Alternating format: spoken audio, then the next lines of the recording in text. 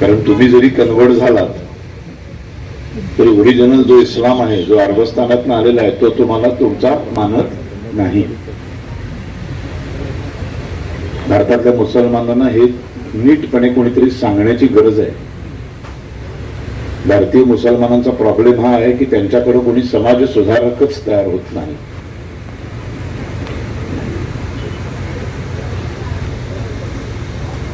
चार पाच पिढ्या मागे गेला तर सगळे हिंदू आहेत. 98% भारतीय मुसलमान हे 5-6 पिढ्यांच्या पाठीमागं हिंदू होते. घाबरले, जीवाला घाबरले, तलवारी मानेवर ठेवल्याबरोबर घाबरले त्यांच्या 5च्या पिढ्या. बरं, घाबरणं हे काही चुकीचं नव्हे. आत्ता मी गॅरंटी देऊन सांगतो, इथे उपस्थित असलेल्या प्रत्येकाच्या मानेवर जर तलवार ठेवली आणि त्याला सांगितलं की हिंदू हो, मुसलमान हो, नाही तर आत्ता तुझी मान कापतो, तर इथले 100% हिंदू हे मुसलमान होतील. ह्याच्यात चुकीचं काही नाही.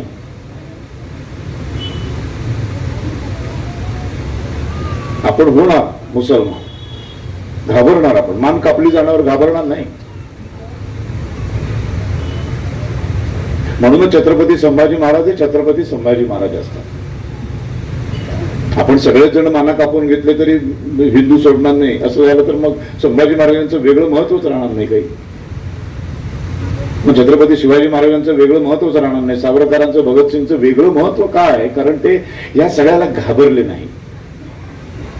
आम्ही घाबरलो, त्यांच्या 4-5 पिढ्या मागच्या सगळ्या घाबरल्या, मुसलमान झाल्या. पण आता त्यांनी हिंदू व्हायला पाहिजे. जे मुसलमान झाले त्यांना ते खरे ओरिजिनल मुसलमान मानतच नाही. आपण जसे काफर आहोत तसे ते त्यांच्यासाठी तुच्छ आहेत, ते गुलाम आहेत. त्यामुळे इथले जे मुसलमान आहेत, जे कन्व्हर्टेड सगळे मुसलमान आहेत, हे मुस्लिम राष्ट्रामध्ये जात नाहीत. तर त्यांना तिथे गुलामाची किंमत आहे.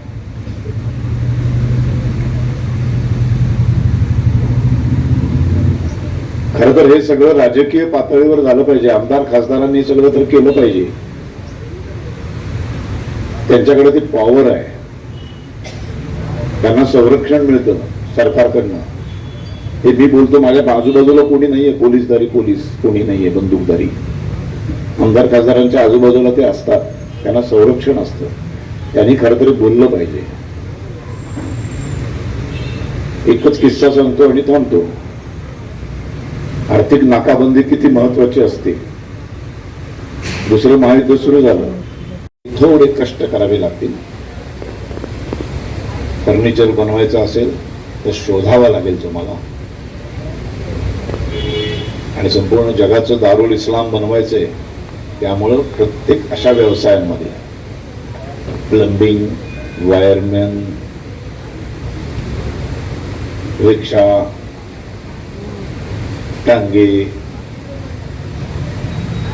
या सगळ्या अशा ज्या व्यवसाय आहेत, रोज मर्रा की जिंदगीमध्ये ज्या लागतात, अशा सगळ्या व्यवसायांमध्ये आता त्यांचं प्रमाण वाढत चाललंय. तुम्हाला ते प्रमाण पण वाढवावं लागेल. आपल्या तरुण मुलांना ज्या गोष्टी करायला भाग पाडाव्या लागतील त्याचं महत्व समजून द्यावं लागेल. पुढच्या वेळेला या प्रदर्शनामध्ये एक वायरमनचं स्टॉल असायला पाहिजे, एक प्लंबरचा स्टॉल असायला पाहिजे. एक असं तुमच्याकडं एखादा असा व्हॉट्सअप ग्रुप सांगलीमध्ये तयार व्हायला पाहिजे की तुम्हाला घरामध्ये नळ गळतोय, पंखा बंद पडलाय, वायर बदलायचे, टीव्ही फ्रीज रिपेअर करायचा आहे, असं कुठलंही काम साठी जर तुम्हाला हिंदू टेक्निशियन हवा असेल तर त्या व्हॉट्सअप ग्रुपवरती तुम्ही फक्त आपला पत्ता आणि हे टाकलं आणि माझा पंखा बंद पडलाय, माझा फ्रीज बंद पडलाय, मला हिंदू माणूस पाठवा, अशा पद्धतीचं आहे म्हणतात ते. मग ते सांगा पोचलं पाहिजे जास्तीत जास्त. त्याचा एक मोठा स्टॉल किंवा त्याची एक मोठी जाहिरात इथे लावली पाहिजे. लोकांना तो नंबर, प्रत्येक हिंदू माणसाच्या मोबाईलमध्ये तो नंबर पाहिजे की माझ्या घरातला कुठलाही प्रॉब्लेम आला की त्या नंबरवर मी फोन केला की तो प्रॉब्लेम सॉल्व्ह करायला माझ्या घरामध्ये फक्त हिंदू टेक्निशियन येईल. मी भाजीपाला घ्यायला जाईन, मी फळं भाजी घ्यायला जाईन, मी काहीही विकत घ्यायला जाईन, ते विकत घेताना मी फक्त हिंदू माणसाकडूनच ते घेईन आणि हिंदूंनी फक्त हिंदूंकडूनच वस्तू विकत घ्याव्या हे सांगण्याचा मला संविधानाने अधिकार दिलेला आहे. मी कुठल्याही धर्माचं नाव घेतलं नाही, पण हिंदूंनी हिंदूंकडून विकत घ्यावं. म्हणजे जर प्रत्येक दुकानामध्ये किंवा हॉटेलमध्ये जैन धर्मीय हे विचारू शकतात खुलेपणाने की जैन डोसा मिळतो का, जैन चकली आहे का, आणि हा त्यांना दिलेला संविधानाने जर अधिकार आहे तर मग हिंदूंना सुद्धा, बरं जैन पण हिंदूच आहे, जैन शीख बुद्ध हे सगळे हिंदू आहेत, या हिंदूंच्या शाखा आहेत. त्या काँग्रेसवाल्यांनी त्याचे वेगळे धर्म बनवले. त्यामुळं हे हिंदू व्यवसायक संघ आणि त्यांचं हे प्रदर्शन हे काळाची फार मोठी गरज आहे आणि अत्यंत मोलाचं काम आमचे केळकर दाम्पत्य करतायत. त्यांचं खूप खूप अभिनंदन आणि तुम्हाला खूप शुभेच्छा. आता मला इथून 5:45 वाजले, 6 वाजता व्याख्यानाला जायचं आहे.